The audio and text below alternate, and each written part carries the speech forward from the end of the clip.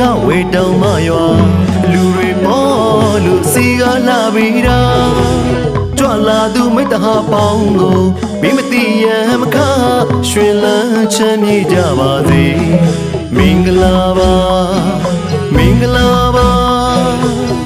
မင်္ဂလာပါတို့နှုတ်ခွန်းတွေစကားကျွန်တော်ရင်မပို့သားမြတ်တာအေးမြကြစေတာဘိုးစိတ်နှလုံးရွှင်မြုံစီဖို့ရာကျွန်တော်နှလုံးသားပူရင်းမြတ်တာပါ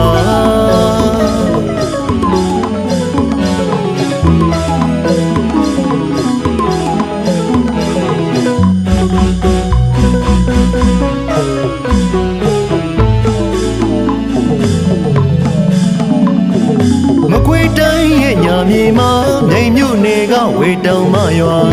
လူတွေပေါ်လို့စီကလာပြီးတာကြွလာသူမိတ္တဟာပေါင်းကိုမိမတိရမခရွှင်လန်းချမ်းမြေ့ကြပါစေမင်္ဂလာပါမင်္ဂလာပါမင်္ဂလာပါလို့နှုတ်ခွန်းတွေစကားကျွန်တော်ရင်မပို့သားမြတ်တာအေးမြကြစေတာကိုယ်စင်နှလုံးရွှင်ပြုံးစေဖို့ရာကျွန်တော်နှလုံးသားကပူရင်းမြတ်တာပါ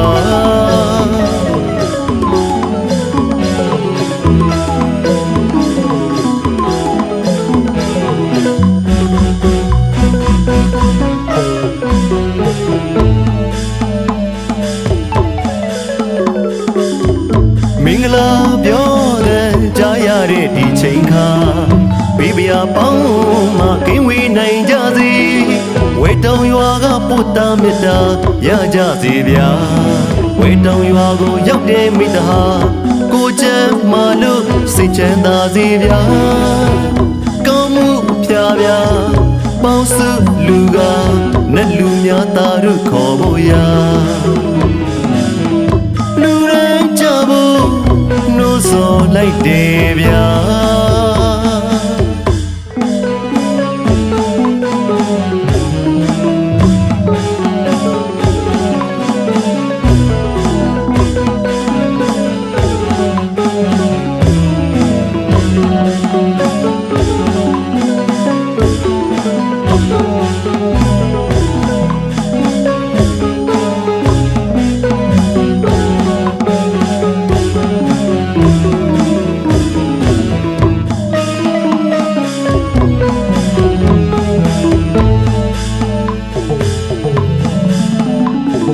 မကွေးတိုင်းရဲ့ညာမြေမှာမြိတ်မြို့နယ်ကဝေတောင်မရွာ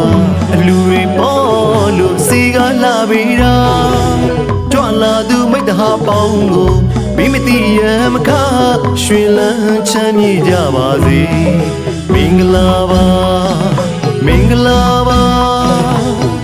မင်္ဂလာပါလို့နှုတ်ခွန်းတွေစကားကျွန်တော်ရင်မပို့သားမြတ်တာအေးမြကြစေတာကိုယ်စင်နှလုံးရွှင်ပြုံးစေဖို့ရာကျွန်တော်နှလုံးသားပူရင်းမြတ်တာပါ